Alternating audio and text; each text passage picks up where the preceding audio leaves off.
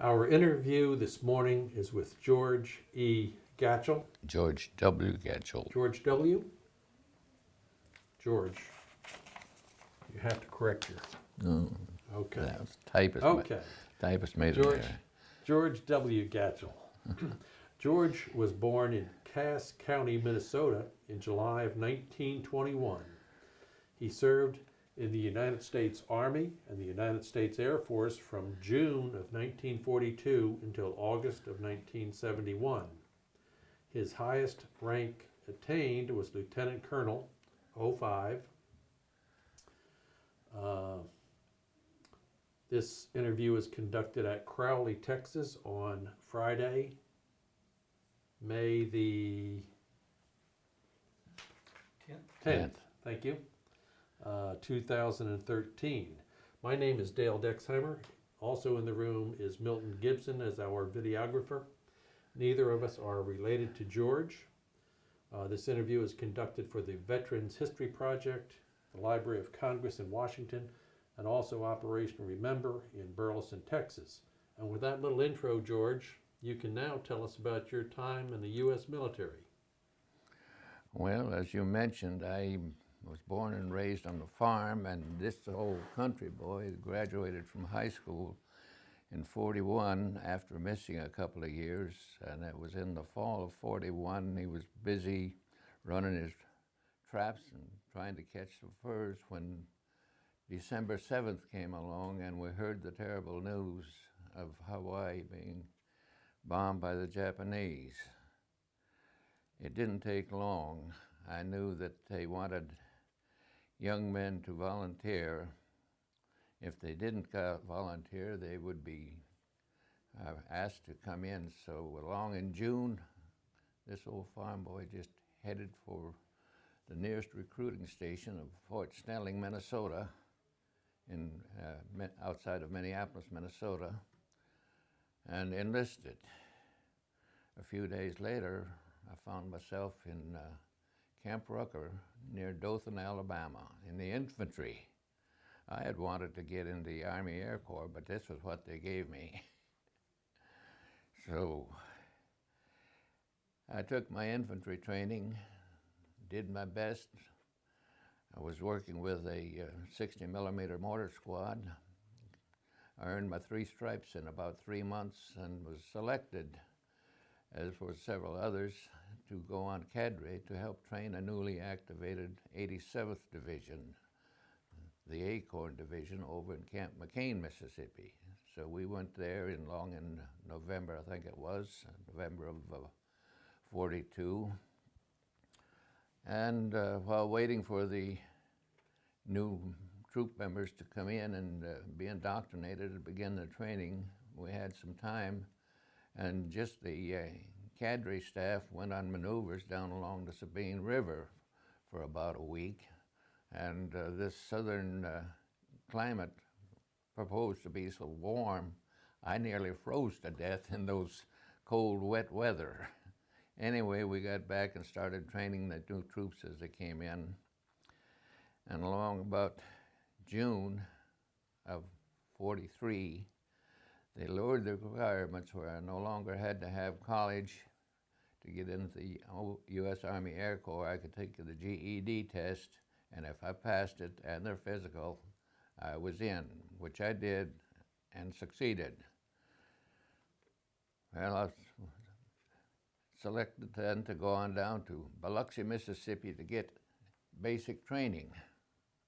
There were quite a few of us in that group that had already had basic training, so they weren't going to redo it. They just sent those of us who had had the basic training to College Training Detachment up in Waukesha, Wisconsin for further education, introduction to basic flying with some Taylor Cub flights and things like that, training in different aspects of the Air Force, knowing Morse code, silhouette identification of aircraft and things for about 3 months, and then we went on out to Stockton, or to Oxnard, not to Oxnard, but to just south of Los Angeles for pre-flight training. And there it was more identification, more Morse code, more physical training, until finally they sent our flight group. We were in 44, label 44J, and we were sent to Oxnard for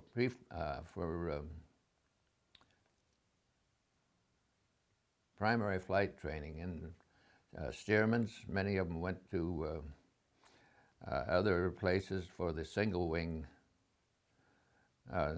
flight trainers, but we had those old double wingers that ground loop very easily if you weren't careful. I think I did it one time during the whole time I was there, but they taught us how to do loops, and, fly on the back temporarily, upside down and so forth, all the basics of flying. From there, we moved on up to Stockton, California, to a twin-engine AT-17 for getting familiar with a heavier aircraft.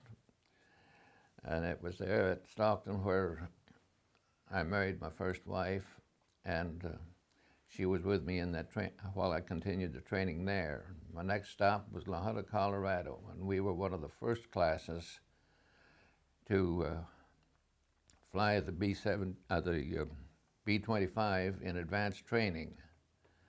That was a heavy aircraft for us at that time, and that was quite a transition from the AT-17 to the B-25. But it was also very interesting, and it made you stay on your toes knowledge-wise to keep up with everything. Things were not exciting or anything in the training program.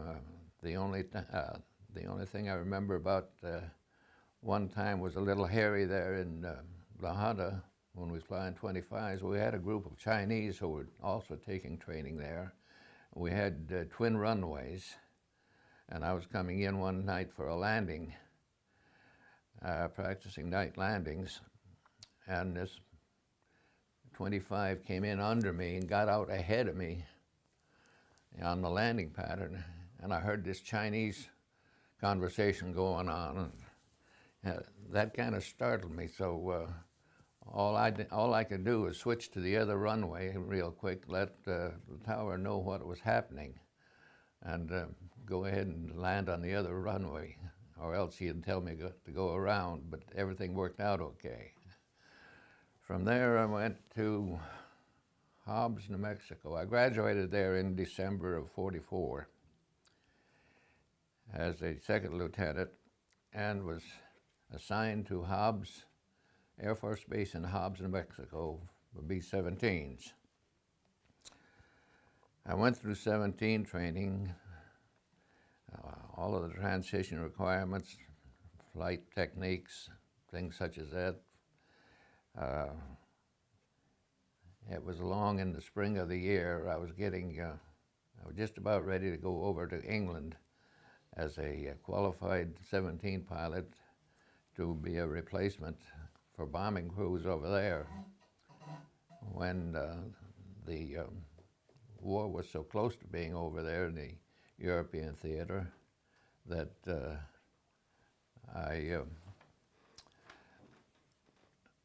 I was held back and put into B-29s at Kirtland at Albuquerque. From there, I continued training, and that was a lot more difficult than the B-17 because of the much larger aircraft. And that 29 was a big aircraft, but many of us thought it was an underpowered aircraft because I'd flown, you fly that and it'd take you forever to get up enough flight speed to start climbing, it seemed like. But it was a good aircraft. As we all know, it was the one that, the Enola Gay was the one that dropped the big one, first big one over on Japan. And as a result of dropping 2 of those bombs, Japan surrendered. Many of us who were in the pipeline at that time getting ready to go to the Far East were given the opportunity, or actually told, that they no longer needed us. They didn't need that many pilots in reserve. And I was released in about November of '45. I was at that time a second lieutenant. I stayed out.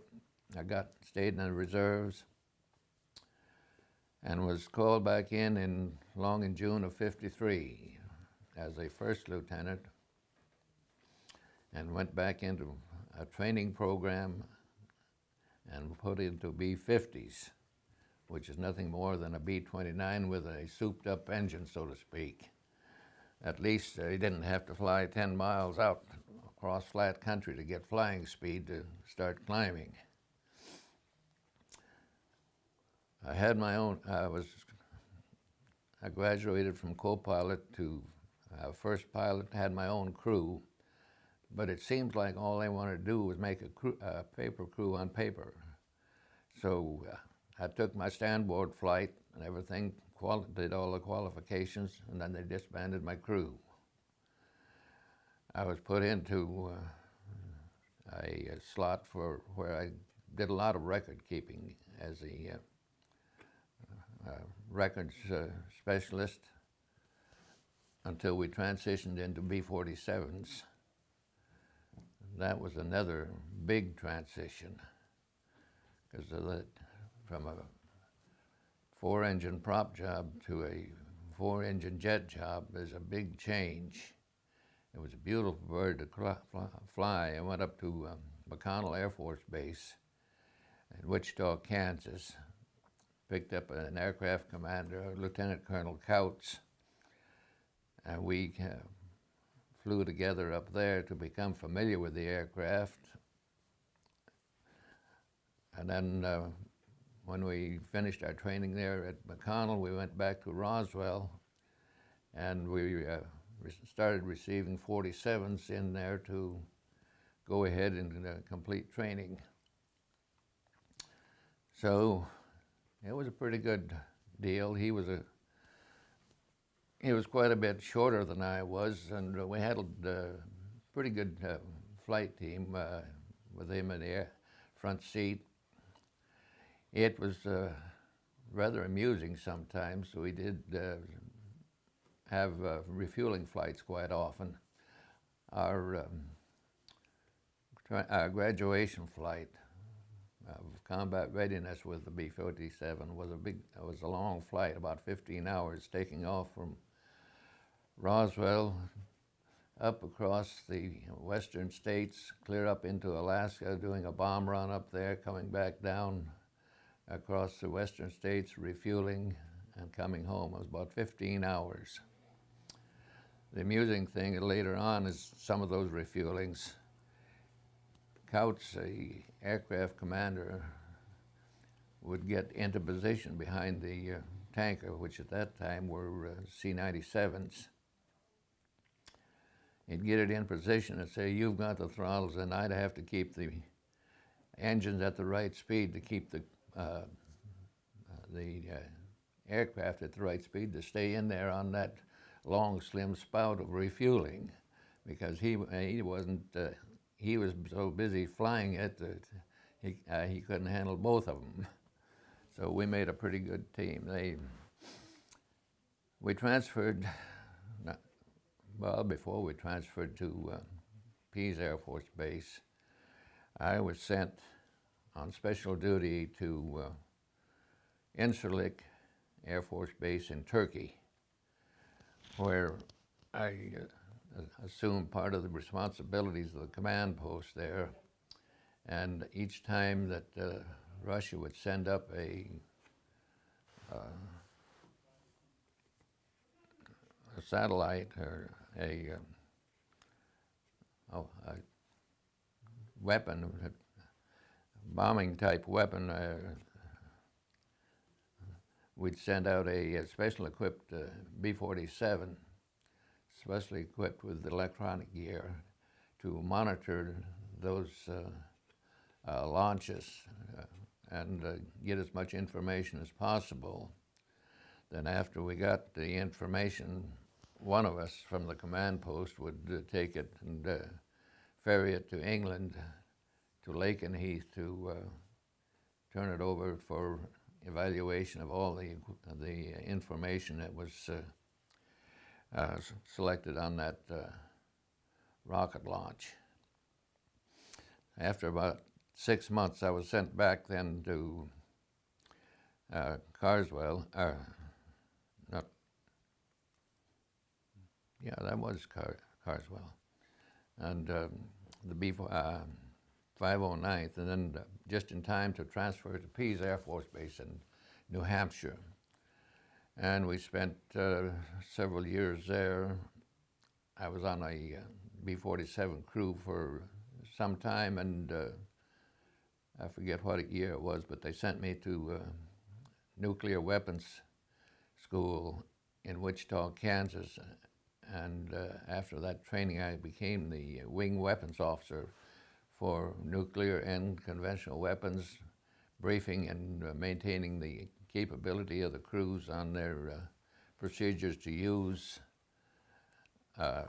when carrying bombs, both conventional and nuclear, and what the results would be if they had to drop them, and how they had to try to evade use evasive action to evade the results of the bomb itself as it burst.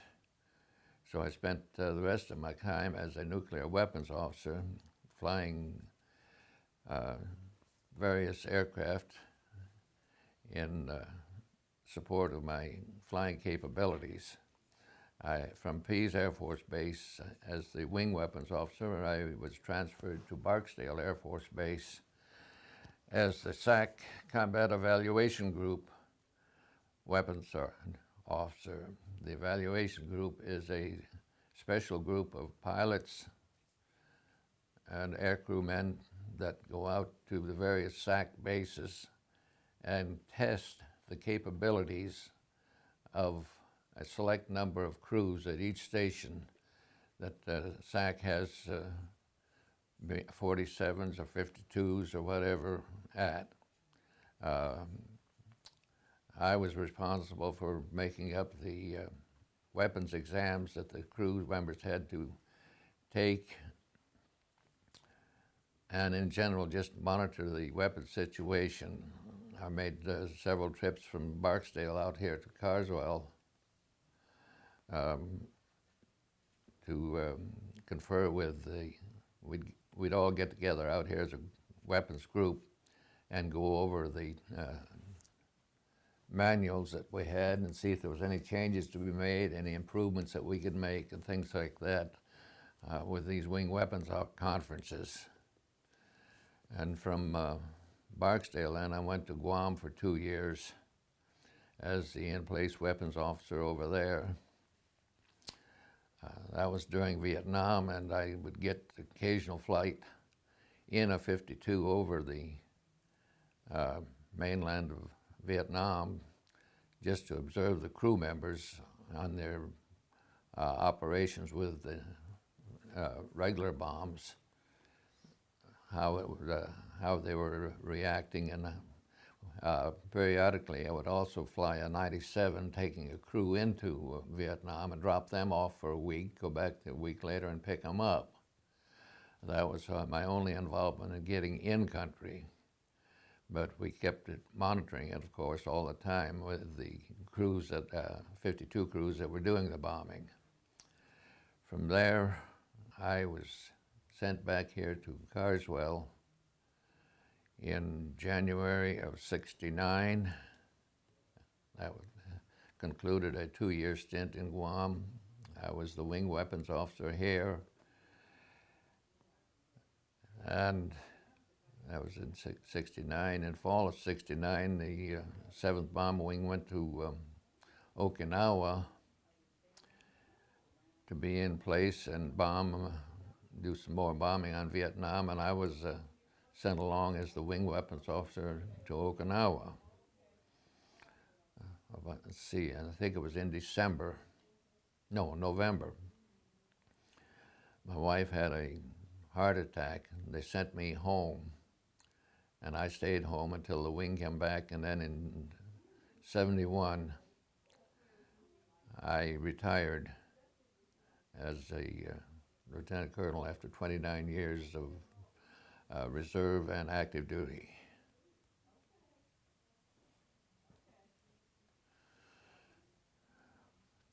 Did I take up enough time? That's your story, and you're sticking to it. That's what I'm sticking to. I'm trying to think if there's anything else I need to add. I don't think so. Well, let me go back and ask you some questions here. Okay. You were 20 years old when the Japanese bombed Pearl Harbor. Yes. You had graduated from high school already, George? Oh, yes. I graduated in 41.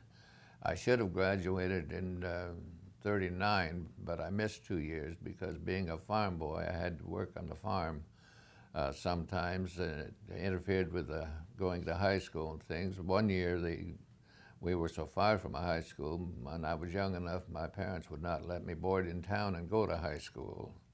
Then another year I missed because they needed the help on the farm. I think it's interesting. Milton and I have done a number of these interviews, but when you were going to high school, people in rural areas boarded in town. Did you go home? If you boarded in town, did you go home to the farm on the weekend? Yes. Okay. And you missed a couple of years because you were helping out Dad. Did you have brothers and sisters, George? I had one brother, no Okay. sisters. Okay. So it was Dad and the two boys Yeah. who worked the farm. And he was about 4 years younger than me, so wasn't He wasn't too productive. too productive at that time. No. Now he entered late in the World War II. He went into the Seabees, Okay. spent some time there, and he has passed away when he was in his 50s. He had a heart problem. The farm that your dad had, I'm not very familiar with Minnesota. He was a wheat farmer? Just a general farming. We had corn. We didn't go along with too much wheat. We were in central Minnesota. There's a lot of corn raised there. There's a lot of alfalfa hay and things like that. And we had some soybeans and some barley and oats and things. Dad did have a tractor. Yes, we had a John Deere Model B. Okay. And And the hay was your alfalfa. You baled the alfalfa, or did you? No, was it loose? cut it loose, pitch it out the hay rack Okay. with slings underneath it, and haul it up into the hay mow of the barn. Then you had dairy cows, I guess. Yeah. We had about 18, 20 cows that we milked morning and night. And the truck from the creamery came around and picked up the cans. Normally, we took it down to the creamery. It was only about a mile and a half, the little country store and creamery. Okay. We had raised quite a bit of corn, and we had a corn shredder. It's similar to a thrashing machine, only when you would use a corn cutter, you bind up the corn stalks like you do a bundle of wheat or barley or anything like that, and they haul them in on a rack and put them on a platform. And at that time, I was getting old enough to handle something like that, husky enough. I would run the shredder. When they'd put a bundle on the rack, then I would have to cut the cord because I couldn't put the whole bundle through at one time because of the heavy stalks, and pull it apart enough to put a few stalks at a time through that corn shredder. And it has a spout on the end of it. It cuts it up and fairly fine and shreds it and pushes it, throws it up into a silo. You're making silage, Yeah. basically. Mhm. Okay. That you fed to the cows. Yeah. Okay. We used Long time ago. to, quite a few years ago. Okay, so much for the farm. You enlisted and went to Camp Rucker Yeah. in Dothan, or northern Alabama. So, Still there, it's a helicopter facility these days. yes, my son graduated there from helicopter training. I went down there. I was stationed here yet. Just before I retired, my wife and I went down there, and I pinned on his wings and his gold bars. Wow. Or his warrant officer bars. Okay. And many of the structures were the same as they had been when I went. How did you get from Minnesota to Alabama in 1942? Train, You rode the train. yeah. That's about the only way they had it at that time. Was that a new experience for you, George? Had you been on the train before? Not that I recall. Certainly not for that distance, I guess. Definitely not. They put you in a Pullman car, or did you ride in coach? I don't recall. Okay. There was a bunch of us, so How long did it take you to get from, I guess you got on in Minneapolis or some such? yeah, I don't recall how long it took. Okay. Probably a day and a half. Might have started one day and gotten down there the next day, something like that. When you got to Rucker, this would have been early in the war. Was it pretty well established? Was it still a big building process? It was pretty well established because that was an old division. The 81st was an old division. And I think that was their basic camp. They brought us in to take basic training. And then, I don't know, there was some of us that were selected, like I said, to go on cadre to the Camp McCain and train the 87th Division. Both of these facilities, wooden barracks? The Camp Rucker was wooden barracks. Camp McCain was tar paper shacks. And that parade field was, when it rained, was nothing but a mud puddle. You were in a tar paper shack, your words, in 1942 in Mississippi. Summer? Winter? In the fall. In the fall. Fall and winter. And it was colder than Minnesota. Well, no, it wasn't cold in Minnesota. What I was speaking about is cold. It was when we were on those maneuvers. I was sleeping in a pup tent along the Sabine River, and it wasn't freezing or anything, but this damp cold that I had not experienced was really got to me. And like I say, I felt like I never come so near freezing to death in my life. Because up north, we always dressed for it. Mm-hmm. I didn't have the warm gear. I had gear, it was mostly summer gear. It wasn't too heavy. I had some winter gear, but not too much at the time. I hadn't taken it with me on maneuvers, so that's why it felt so cold in pup tents and camping along the Sabine River there. When you were at McCain in this tar paper facility, they have a regular mess hall, or was this field kitchen, or? They had a regular mess hall. Feed you pretty good, George? Yes, I would say they fed pretty good. Yeah, we had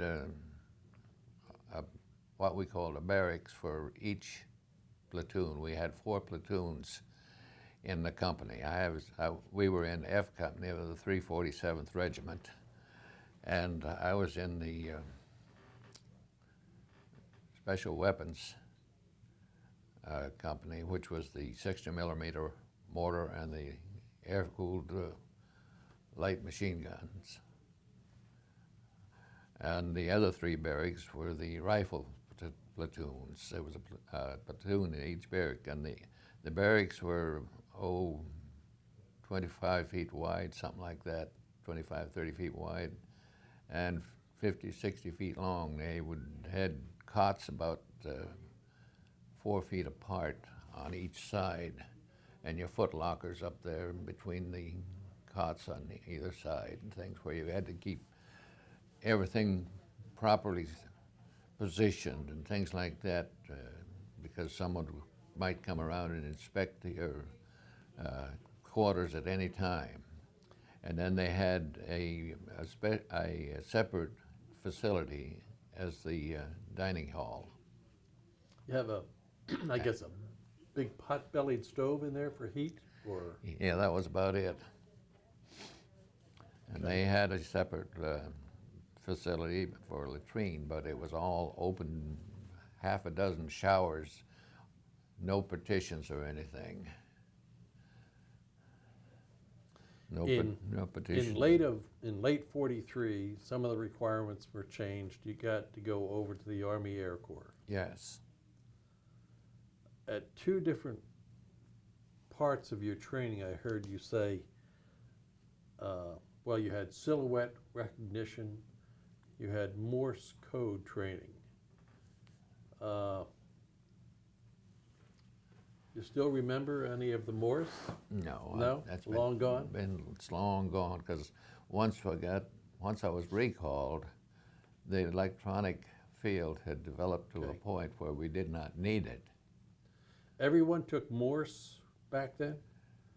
Because you may have been a radio operator at some point in time, I guess? Well, not only that, in some cases where you were down, you had the equipment. You used Morse code to try and contact a home base or something, because it reached out a lot further than your normal radio would. Okay. If you had an antenna you could put up.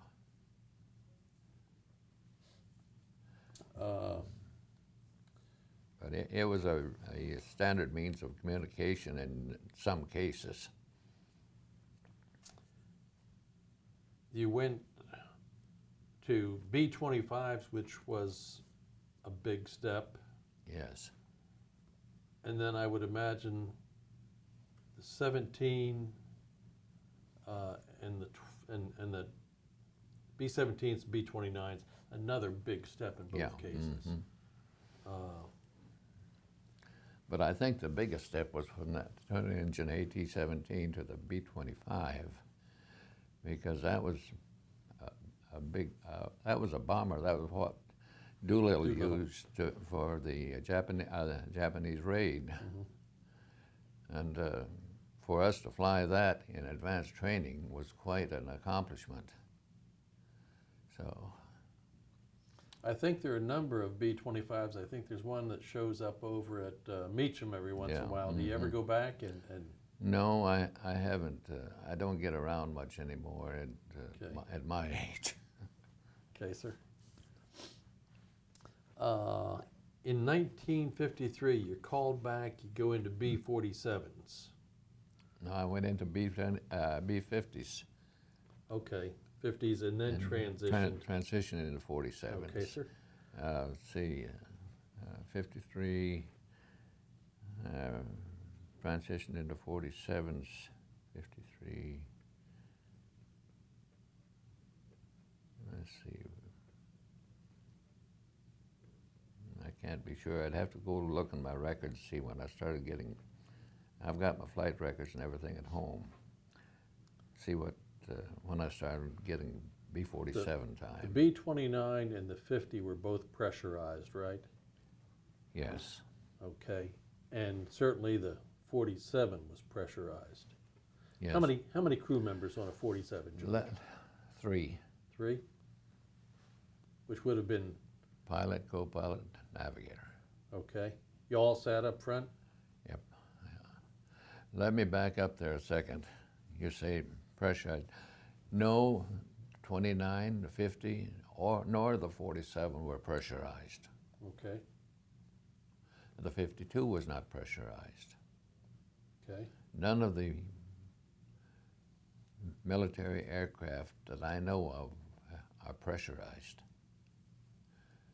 You have your oxygen mask, which you put on once you reach 10,000 feet. You're required to wear them above that, Okay. and things like that. I know I wore that oxygen mask a lot on that 47, because we were flying at 25 and 28,000 feet. Okay, you had this 15-hour check flight or qualification flight, I guess? Graduation flight, they called it. Graduation flight. That's what they called it. So 15 hours, you refueled twice, and that was all at 25, 28,000 feet? Well, the refueling, they dropped down to around 10 to 15,000. And you handled throttles, basically to make sure that you kept contact with the tanker. Make sure that I had the right speed to keep equal to the tanker speed. I assume that was kind of tricky because you've got quite a weight transfer there from the tanker gets lighter and lighter and you get heavier and heavier, so I would assume there's a differential in the speed based on that weight. Not as much as you would think, Okay. because they're both real heavy to start with. Even without the fuel, the 47 is heavy. And the tanker, of course, is heavy. And the transfer of fuel is not going to make over a mile or two difference, I don't think. Oh, okay. But it's still tricky to keep it in there because there's enough fluctuation in the prop power of the tanker that it may vary just a little bit. And he had his hands full with the yoke to keep it in position. Mm-hmm. He was a little guy. That was one of his big problems. But he was a good pilot. He was an LC. And I liked the guy, but he had his problems too. I remember one time, if I may, we were TDY to England, and we went along with 2 or 3 other 47s down to North Africa on bombing practice. And when it come time to come back, there weren't enough tankers to refuel all of us. We were one of the ones that missed. So we landed at Sidi Souleymane in North Africa. And it was right in the middle of an ORI, an Operational Readiness Inspection. And that base commander didn't like to have us there. But he wanted to get us off of that, refuel us and get us off that base. But we found enough problems with the aircraft, real or otherwise, I don't know, that the Colonel Couch wanted to stay overnight. He didn't want to go back anyway. So we found enough to stay overnight and let them do whatever little minor repair was needed and things. But while they were doing that, Colonel Couch went over to the club and he met one of his buddies over there. And I'll let you imagine what he was like next morning. I'd had 1 or 2 drinks, so I was in good shape next morning. Eddie Kubler and myself went out, and I did the aircraft inspection, checking everything and so forth that the pilot had to do. And finally, Couch came out. The general on the base there says, "That aircraft is ready, get it the hell off of my base." So we climbed in, and I told Couch, "Let me go ahead and make the takeoff." And so he didn't complain. He knew that I was capable of it because I'd been practicing takeoffs and landings with him and things. So he said, "Okay, you make the takeoff." So we taxied out, and I lined her up and headed off. Well, I knew what was going to happen. When you get up to a certain speed, you call for the flaps to come up. You have them down on takeoff, down a certain percentage. and you bring them up a little bit at a time as you gain speed, which I always did when he was making the takeoff. But I knew when I made the takeoff and the way he was feeling, when I called for flaps, they were going to go whoop. So I just kept that nose down until as fast as I dared to before I called for flaps up. And they pulled them up, thank goodness it was flat land, and we gained speed and climbed out. By the time he sucked on oxygen, and by the time we got back to England, he was ready to go ahead and take it and land it. That's one of those never forget experiences. B-47, you were nuclear capable? Yes. You ever fly with nuclear weapons on board? We had them loaded on alert. I can't recall when we ever took off with one aboard. We were ready. I spent a lot of time in the what they call the alert shack. It's a special facility, crews on alert, 24-hour alert, with weapons loaded on aircraft. During the Cold War? Mm-hmm. One of the most notable ones was during the Cuban crisis. I was at Pease Air Force at the time, Air Force Base in New Hampshire, but I was not on a 47 crew at the time. I was the wing weapons officer at that time. So I had that to contend with, the possibility of crews taking off with nuclear weapons aboard, because we had threatened to keep Russia from putting their ICBMs on Cuba.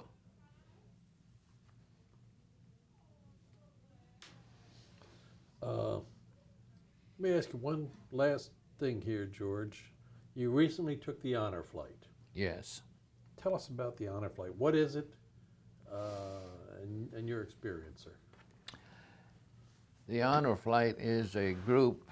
They have them in various states. I've found out, I did not know that how widespread it was, but it is a group locally here, the Fort Worth Honor Flight. Through contributions, they collect enough finances, and they select World War II veterans, people whose names are submitted, are analyzed, and they send a flyer out. My name went in sometime last fall. I received a flyer, filled it out, but I did not receive whether I was going to be on a flight or not until about 3-4 weeks before this April flight. But what they do, they provide a free flight, meals and all, for World War II veterans from here to Reagan Airport and back. When you're up there, you board a bus and you go all around the various memorials as much as time permits. We started out here, I got up at 4:30 in the morning, or 4 o'clock, 3 in the morning to get up there at the airport at 4:30. I boarded the aircraft about 6:30.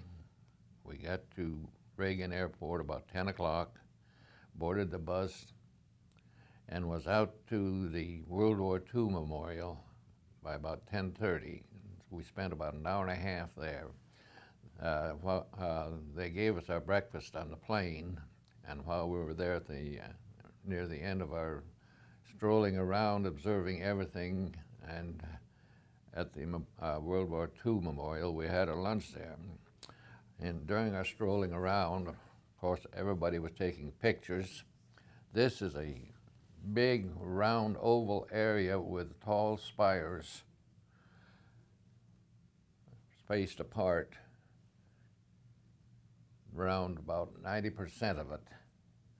And at the bottom of each of these tall spires is a flat surface, polished surface, engraved with one of the U.S. states. There's all 50 states, Hawaii, Guam, and some other places. So they're still working on more work at the monument to make it larger and everything. But that just those tall spires is fantastic and beautiful. Uh, so, like I say, we spent about an hour there. We were met by Congressman Burgess, who spoke with various ones very briefly. They had a ceremony there. They had in uniform, a young lady, a black lady, that sang the Star-Spangled Banner, and that voice was beautiful. And we had bagpipes bringing in the honor guard and things like that, the flags and so forth. It was just very impressive, just that one area. After lunch, we proceeded by bus to the Franklin D. Roosevelt Memorial. He served 4 terms, so it's all outside, but it's built, constructed like 4 different rooms. Each one is about a 90-degree angle, then you go into another area, which is another room, and each one has some statue of Roosevelt doing something, listening to the radio, just standing up speaking. One place, it's a group of individuals evidently coming in to sign up during for the war, and the last one had a statue of Eleanor. And there are waterfalls of some type in practically every room. The walls have a lot of smooth wall areas where different things are engraved, things that relate to his term of that year and things. And that, I had never seen that before, and it was fantastic to me. I thoroughly enjoyed it. We went from there to the changing of the guard at the unknown soldier. I had seen that before from the steps of the massive concrete construction in front of the tomb.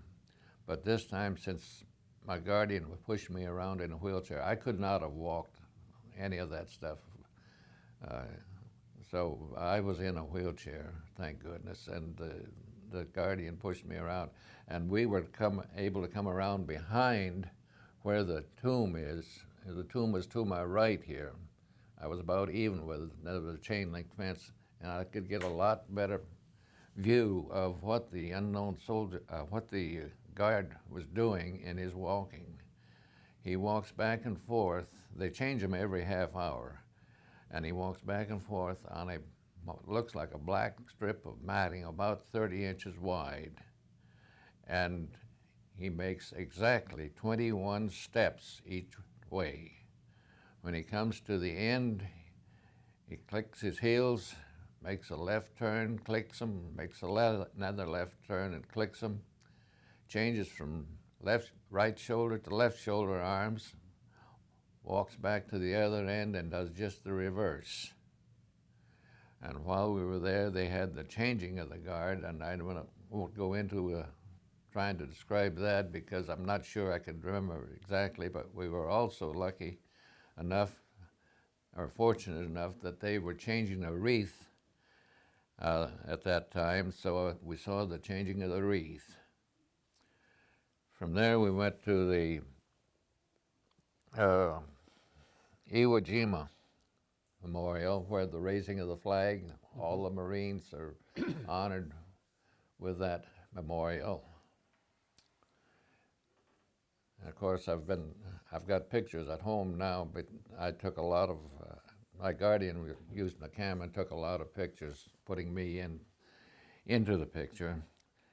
And from that Korean, we went to the Air Force Memorial and took pictures there. Some of the surfaces was engraved with honorees in the Air Force who had received the Medal of Honor, Purple Hearts, and things such as that. It was all just fantastic to me, and then we came back about 5 o'clock back to the airport and headed home. So it was a wonderful trip for me because a lot of that I had not seen. practically all of that. I had seen the change in the guards once, but it was when I was more mobile and I was back up on the steps further away from them and didn't really get a good view like I did this time.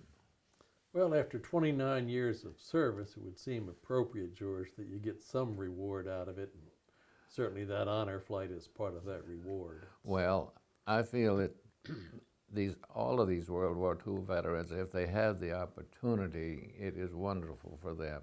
I've turned in some that I know about that I hope will be chosen. We've interviewed a number of fellows who have gone on honor flight. Yes, sir. And everyone, the reaction is the same. It's very much appreciated. It's a highlight for most World War II vets. You bet, sir. I've turned in. You've got one of your members.